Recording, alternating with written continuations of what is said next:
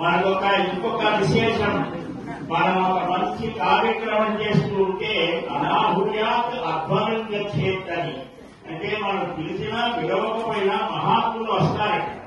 అదే ఒక గుర్తు అని.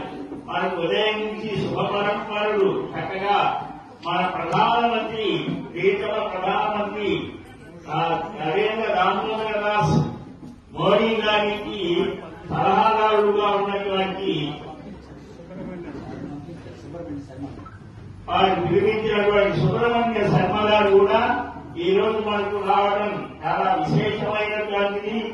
ఈ కార్యక్రమంలో మనం ఇందాక నుంచి ఎదురు చూస్తున్నాం. సీతారామ కళ్యాణ మహోత్సవానికి ఈ ఇమాన్ బ్రహ్మశ్రీ వేదవంతులైనటువంటి సుబ్రహ్మణ్య శర్మ గారు, మన కళ్యాణ్ దాస్ స్వామి వారు, వీరందరి యొక్క సమక్షంలో ఈ సీతారామ కళ్యాణం జరుగుతోంది.